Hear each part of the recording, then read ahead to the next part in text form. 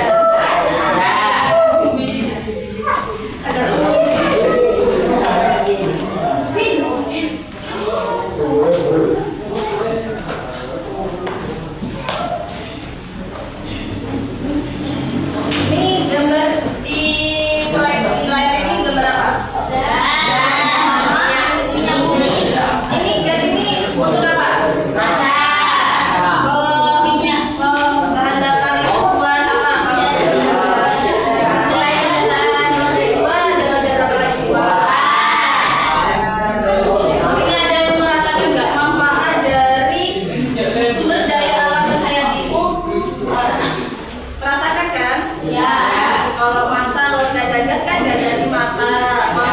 Mau naik motor nggak ada bahan bakarnya kan nggak jadi jalan. Udah ngerti kan? Sekarang ibu akan memperlihatkan video tentang sumber daya alam non hayati dan hayati.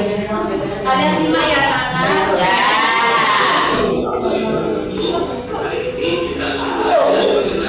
Sumber daya alam.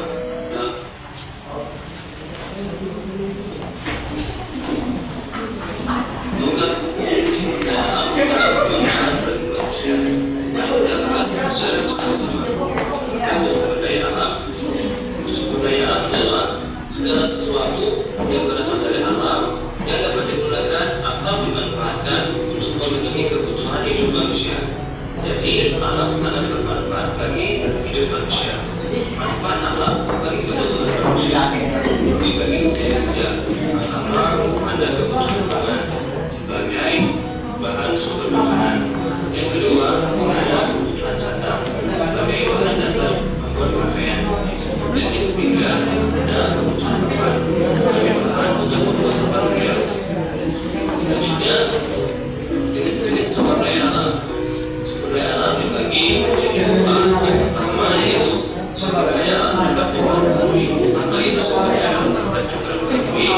Sumber daya alam dapat diperketahui adalah sumber daya alam yang akan ada secara terus-menerus dan dapat dinikmati. Ini sumber daya alam dibagi. Ini termasuk sumber daya alam apa? Hayati.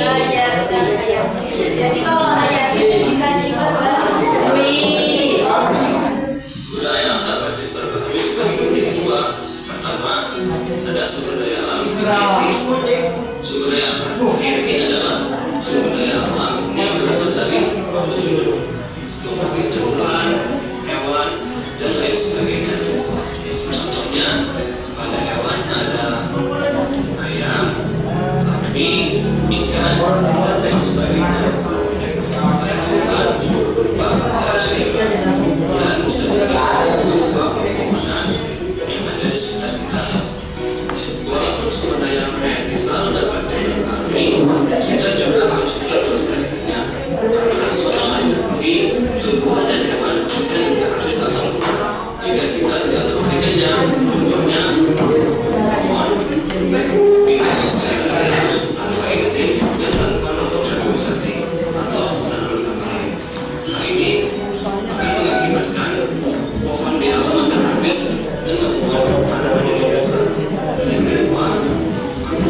kemudian oleh manusia yang dapat membuat hewan menjadi punah. Maka dari itu kita harus tetap menjaga kelestarian. Yang kedua, ada sumber daya alam berhayati. Sumber daya alam berhayati berasal dari hutan hidup atau berasal dari benda mati. Contohnya ada tanah, sinar matahari, dan air. Salah satunya air. Yang mengalami siklus air, jadi tidak akan pernah habis karena selalu mengalami perlakuan. Namun, sumber daya alam berhayati bisa menurun kualitasnya, seperti air di sungai pada zaman dahulu yang langsung diminum dan masih asli. Namun pada zaman sekarang banyak air di sungai yang Ya, dari video tersebut, apa yang kalian tangkap? Apa yang kalian mengerti dari video itu?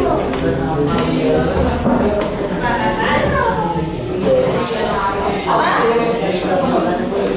Jadi sumber daya alam itu meskipun dapat diperbarui, kita tetap harus melestarikan supaya kalau yang berhayati meskipun kita tidak dapat berbarui, tapi di Indonesia itu banyak.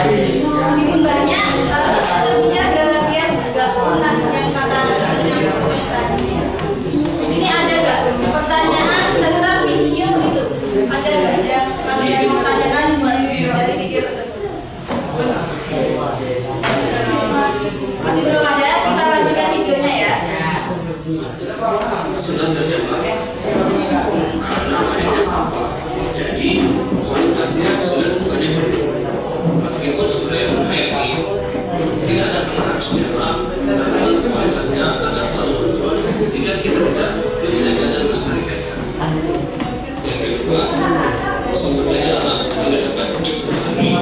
Sumber daya tidak dapat dipelajari adalah sumber daya alam yang dapat habis atau proses bentukannya menggunakan waktu. Sumber daya alam tidak dapat diperbaharui dengan menurunnya, terutama sumber daya alam energi, contohnya minyak dan gas, dan juga yang bisa digunakan sebagai bahan dasar untuk menggunakan listrik. Yang kedua, sumber daya alam benda dan contohnya emas dan perak. Hal ini bisa bermanfaat sebagai bahan dasar dalam pembuatan perhiasan. Yang ketiga, sumber daya alam benda alam lembaga, contohnya pasir dan batuan. Ini tentunya sangat bermanfaat sebagai bahan dasar untuk membuat bangunan. Mungkin cukup sekian pada hari ini mengenai sumber daya alam. Gimana? Sudah paham maksud dari sumber daya alam berhayati? Ada pertanyaan nggak? Apa Nana ada? Nggak ada. Oh nggak ada. Sekarang ibu akan bagi 3 kelompok. Kalian mau dibagi buku atau cari sendiri? Cari sendiri. 3 kelompok ya.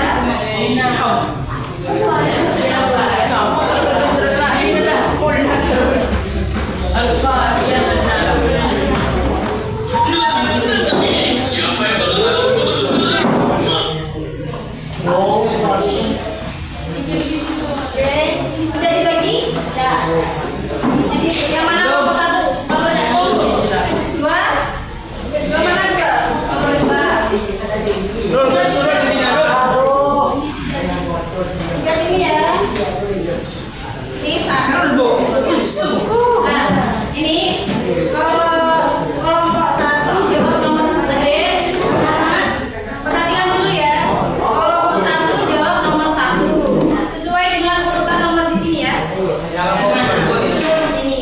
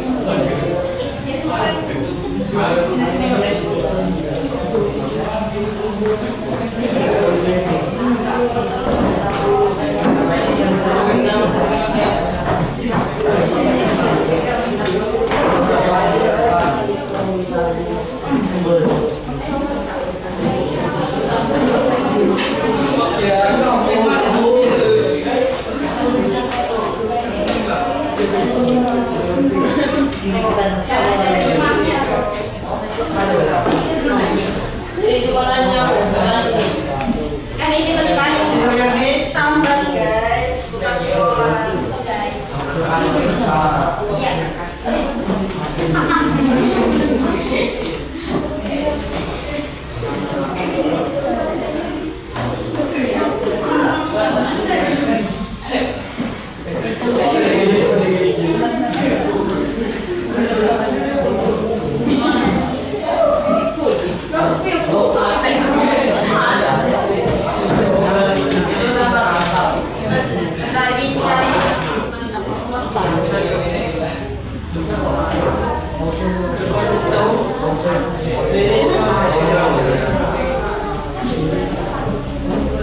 Ini termasuk tambahan ini, tapi kalau bisa dihitung ya, kalau mau sama kalian ya. Nggak usah. Jangan kecewa dong. Nggak mau ya guys. Nah ini contohnya, kita cari yang tambahan wes, tambah batu bara ya. Batu bara di mana?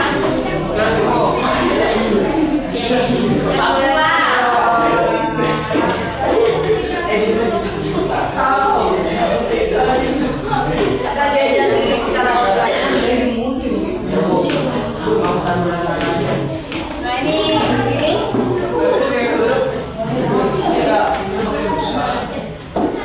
batu baranya ini termasuk tambahan batu bara, tapi karena kelihatan dari situ nggak kelihatan dari apa namanya tuh IE-nya.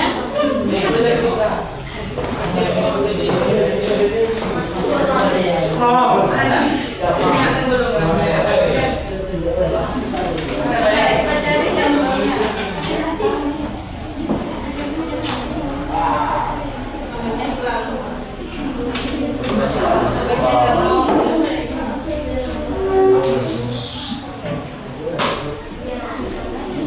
Udah, karena udah paham ya? Ya. Udah paham juga tambah-tambahnya ada di Indonesia dan satu apa aja?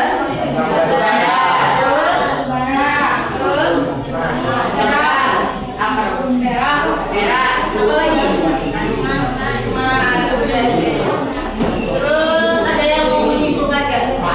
Mewakili ibu di sini, katanya kalian sudah paham. Ayo. Gak paham? Paham dong?